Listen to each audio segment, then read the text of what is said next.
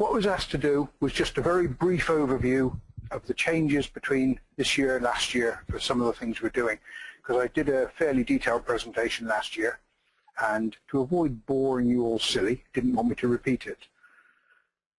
The main thing that's happened is Louterback has seen the way the market is going into formal specifications for software.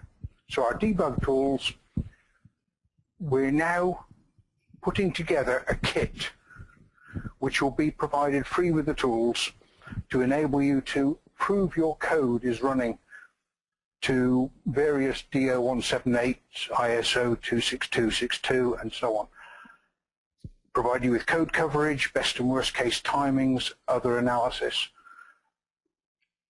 The key thing, it's the code running on the target that you're going to ship. No instrumentation, code running in real time. So it's a hardware connected debug system. This is due out a couple of months at the moment. Being a German company, they won't release it till it's finished, but I know it's almost finished. What you'll get is a manual on how to use the tools. You'll get the qualification details needed for each standard, and the set of tests that we've run and how to rerun them on your equipment so that you prove your system meets the specification. The sort of reports that we've always given, and this has been available for 15, 20 years, is code coverage. It tells you what lines have been covered, what lines haven't, those that were covered partially. You can drill down into that, down to individual items of the code. When you're working with it, we'll give you an easy view. The yellow is code that hasn't been run, white has. So it's dead easy. There's an easy version, and then there's the actual printed out table version.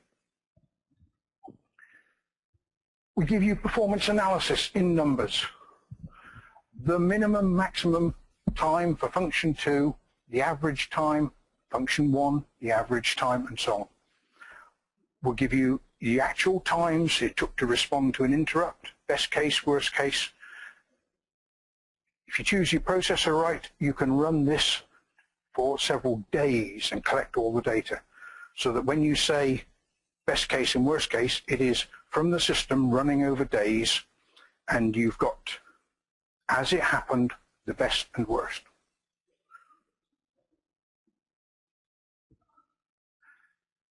Nesting, again with timing, so on.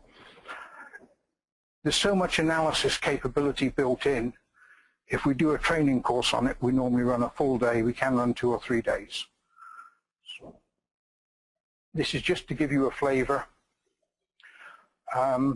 Again, nesting and percentage coverage. What do you need to do this? Well, first off, you've got to buy some of our tools, of course. Think of my holidays and my commission. Anyway, most cores that are used in high performance or high reliability environments have variations in the family where you've got a trace port and where you can extract the data from a trace port on the core. All of the ARMs, all of the Corivas, Core IQs, Tricores, MIPS, even going back to the 68000s and the Z80s with an emulator. That's all you need, and at that point, give us a call and we'll tell you how to do it. That's it. It was just a summary. That was a very good summary. Thank you. Thank you, Mary.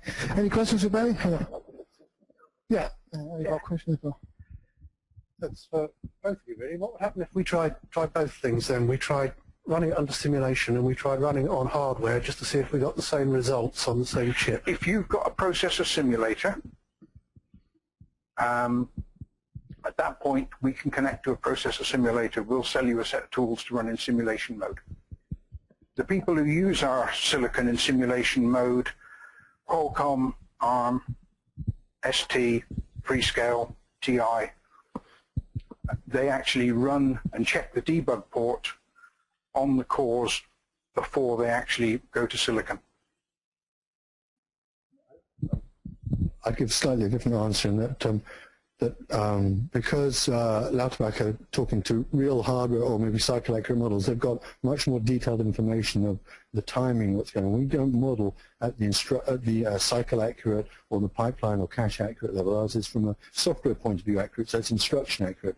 So we talk about instructions, not cycles. So they will give, we should give similar results, but it won't be at the same level of detail, but it should be the same sort of accuracy, but it's not that level of detail in terms of profiling. For coverage, obviously, it will be, but obviously from a profile point of view, they will be able to measure cycles where we can only measure down to instruction.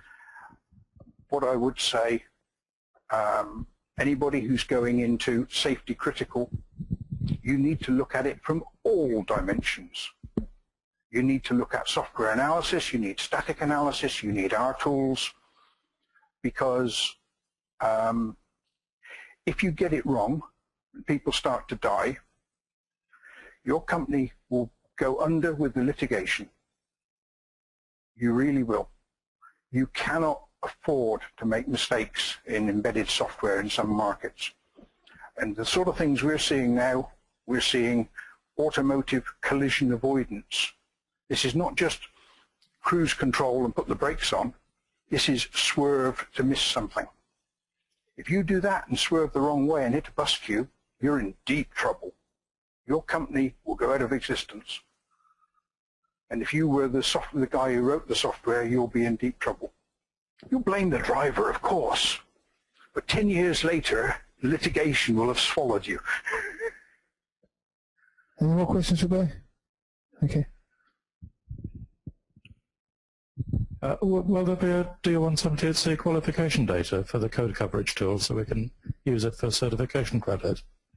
Sorry, what the? Will you have DO178C qualification evidence for the code coverage? Yes, we will. It'll be, the official date given from head office is 2 months' time from now.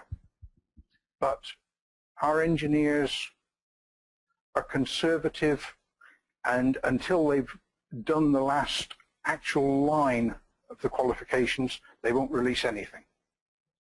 There'll be no blue sky data sheets. When it comes out, it'll be there and it'll be available.